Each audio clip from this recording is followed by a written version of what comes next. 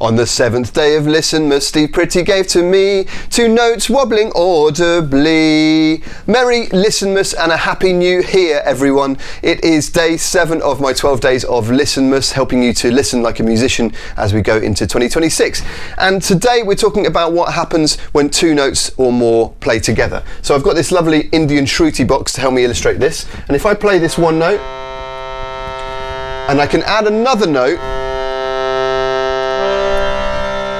Now in music we call that the interval of a fifth, and you can hear that those notes sound kind of what we call consonant together. In other words, they sound nice together. And there is a physical reason for that. That is because the vibrating air from that first note, the C, is coming at me. Let's say here's the frequency spectrum of that note. In other words, the vibrations per second that is coming to me through the air there. And here is the frequency of that G, the fifth above. So that's lining up like this, right? They're kind of stacked on top of one another in a beautifully organized mathematical way. So once again, let's hear that.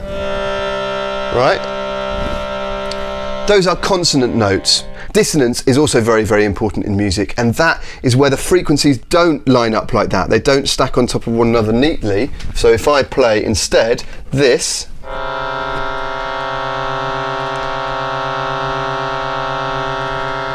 those notes are very close in pitch to one another, but the frequency spectrum of each of those notes don't line up like that. They kind of wobble between them like that. And in fact, if you really tune your ears in to listen, you can hear a kind of pulsing, and that is the waveforms of each of these notes just interacting in a slightly uncomfortable way.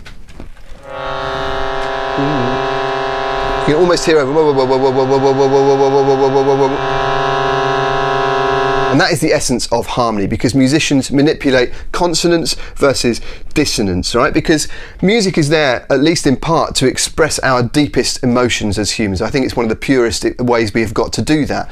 And human emotions are very complicated, right? They're not all consonant. They're often a bit about the mess in the middle and then how we resolve that. Harmony is a physical thing. It is things about waveforms that either line up or that have some tension. It is about the manipulation of dissonance and consonance, tension versus release, and that we do this to express ourselves in particular ways and to make the listener feel particular things. So as you're listening to music, just have a think about how we might be doing that as musicians and how you might be receiving that as listeners. I've got a few days left of my 12 days of LISTENMAS. If you like this, subscribe for more and check out originofthepieces.com for my podcast of the same name.